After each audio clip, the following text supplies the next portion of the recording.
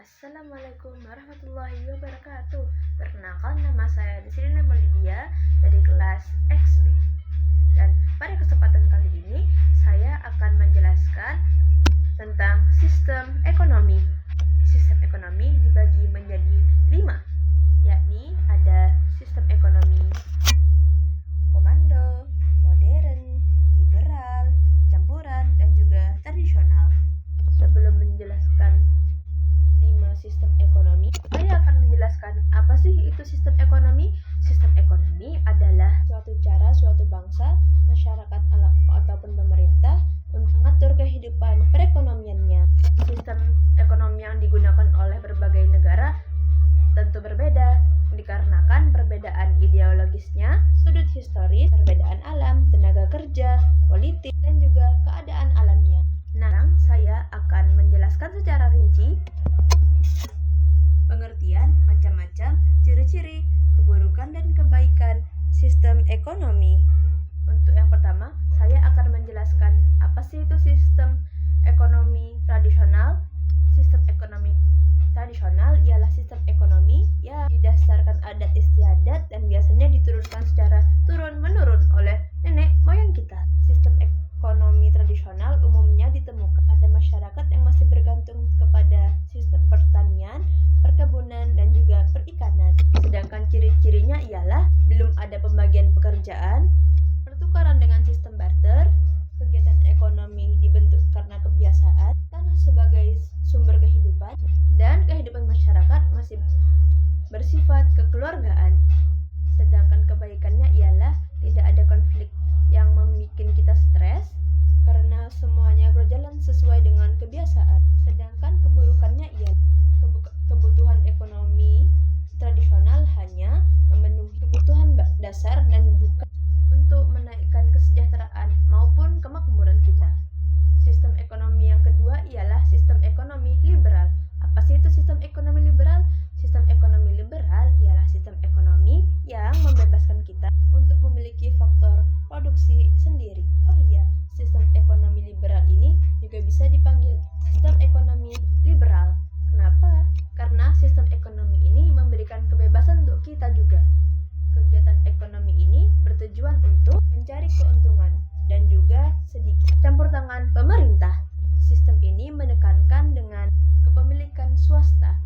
Sedangkan ciri-cirinya ada 3, yakni hak milik alat ada pada perorang-orangan atau individu. Yang kedua ialah adanya pembagian kelas pada masyarakat. Yang ketiga, ada persaingan antar pengusaha. Sedangkan kebaikan dari sistem ekonomi liberal ini ialah setiap individu bebas untuk mengatur ekonominya dan juga setiap individu bebas memiliki alat-alat produksi. Sedangkan keburukannya ialah menyebabkan monopoli, eksploitasi, dan juga tidak meratanya pendapatan. Baiklah, kita lanjutkan kepada yang ketiga, yakni sistem ekonomi komando. Apa sih itu sistem ekonomi komando? Sistem ekonomi komando ialah sistem ekonomi yang bisa disebut juga dengan sistem ekonomi sosialis atau bisa juga dipanggil dengan sistem ekonomi terpusat, yakni sistem ekonomi yang mana pemerintah memiliki kontrol penuh dalam kegiatan perekonomian kita, termasuk produksi, distribusi, harga, dan kita menjadi orang yang melakukan apa yang diperintahkan oleh pemerintah. Kita hanya sebagai penjalannya gitu loh. Ciri-ciri dari sistem ekonomi komando ya semua alat dan sumber produksi dikuasai oleh pemerintah, kebijaksanaan juga diatur oleh pemerintah, dan juga jenis pekerja dan pembagian kerja juga diatur oleh pemerintah. Tapi tetap ada kebaikannya juga kok. Yang pertama, pemerintah bertanggung jawab penuhnya atas perekonomian kita. Dan juga keburukannya ada 2, yakni hak milik perseorangan itu tidak ada, dan juga potensi dan kreativitas masyarakat tidak berkembang. Gimana? Yang keempat, kita juga ada sistem ekonomi modern. Apa itu sistem ekonomi modern? Sistem ekonomi modern ialah sistem ekonomi yang didasarkan oleh teknologi, efisiensi, dan juga pasar global yang terfokus pada isu-isu kompleks seperti ketimbangan pendapatan, iklim, dan juga ketahanan lingkungan. Yang terakhir, kita juga punya sistem ekonomi campuran. Apa sih itu sistem ekonomi campuran? Sistem ekonomi campuran adalah sistem ekonomi yang mencampurkan unsur-unsur dari sistem ekonomi pasar dan juga sistem ekonomi terencana. Dan juga sistem ekonomi campuran ini mengambil sisi positif-positifnya ya.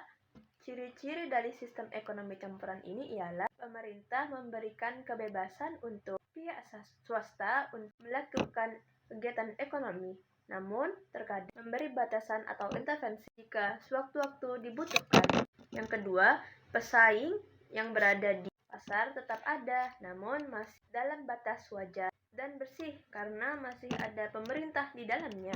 Sekarang kita akan membahas kebaikan-kebaikan dari sistem ekonomi campuran, oke?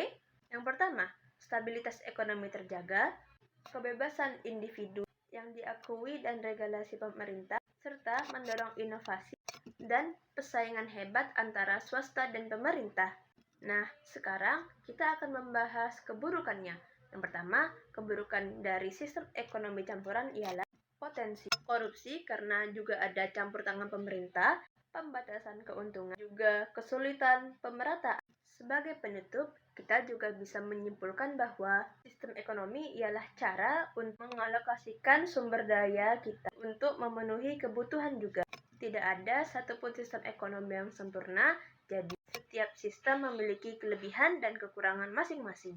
Walaupun endingnya sama-sama, walaupun tujuan akhirnya juga sama, yakni untuk mencapai keseimbangan antara pasar bebas dan juga intervensi pemerintah untuk membangun ekonomi yang adil dan juga kesejahteraan masyarakat. Dan juga kuncinya letak pada kemampuan kita untuk berinovasi dan juga menyesuaikan sistem sesuai dengan zaman, sambil tetap berpegang teguh kepada nilai-nilai yang berjunjung tinggi, kemaslahatan bersama. Sekian kesimpulan yang dapat saya berikan. Presentasi tentang sistem ekonomi saya. Sekian. Mohon maaf jika ada kesalahan kata yang saya pilih. Assalamualaikum warahmatullahi wabarakatuh. Bye-bye.